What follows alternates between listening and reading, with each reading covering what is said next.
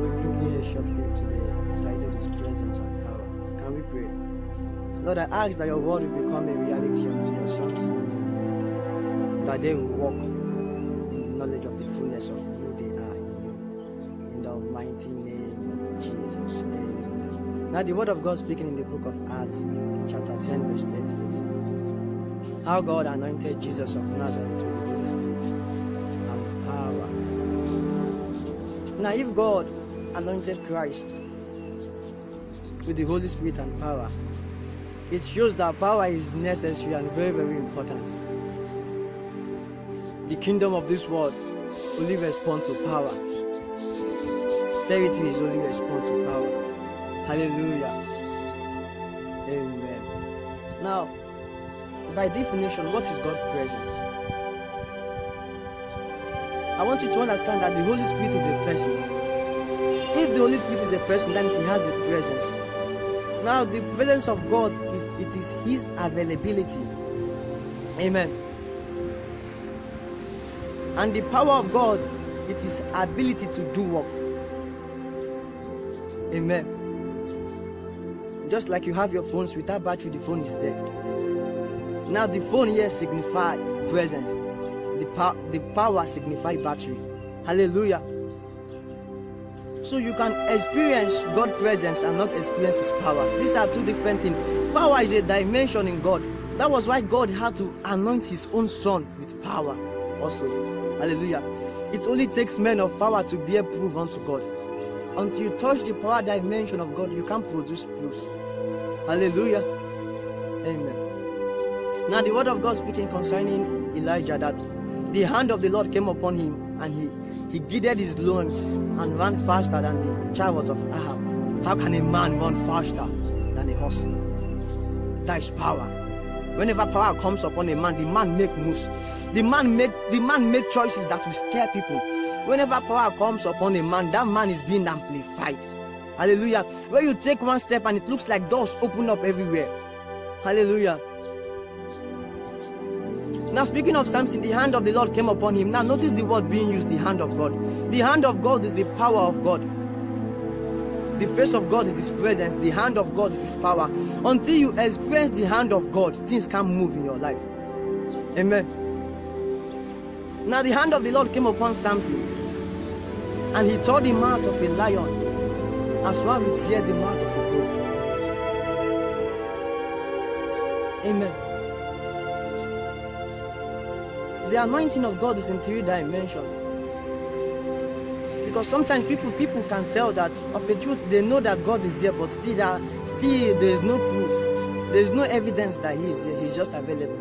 God is faithful to an extent that He can be present and be silent. Amen. It takes men who have gained mastery in the kingdom to host God. No man has ever hosted God coincidentally. It takes men who understand the mysteries of God to host Him. Hallelujah. Now the anointing of God is in three dimensions. The anointing of God is in a man, around a man, and upon a man. Now the level which God is in a man and around a man are two different things when it is upon a man. Whenever the hand of the Lord comes upon a man, it's for power, it's for proofs. Amen. Until God's hand comes upon your head, you can't bear evidence. You have no proof to show to your generation. Hallelujah. Many have touched the reality in God, where His presence is known, but His power cannot be felt. Amen. The presence of God in a man is to guide the man, is to save. Now, the level of the dimension in which the anointing is around a man is to convict the man. And when it comes upon a man, it's for move. When the hand of the Lord come upon you, you will begin to make move. It is power. So God had to anoint Jesus with the Holy Spirit, which is a person, a presence, and the Holy Spirit, which is what? A power. Amen. These are two different things. Still the same Holy Spirit, but a different dimension in the Holy Ghost. Until you touch the power dimension in God, nations can't open up to you.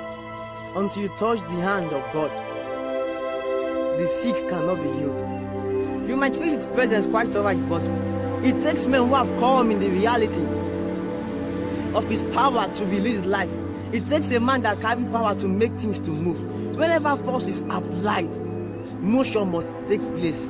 Now, power is the force that is applied and things take place in life.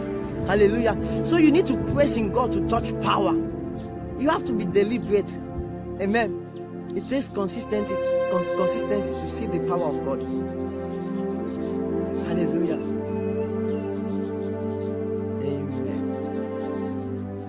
I trust God that you have been blessed by listening to this short clip. In the mighty name of Jesus. I would like you to talk to God and say, Lord, bring me, Lord, to the experience of who I am. It should be your heart cry. Lastly, I would like to pray for everyone here who is. Just place your hand wherever you know that the sickness is. Father, in the mighty name of Jesus, I release healing virtues right now.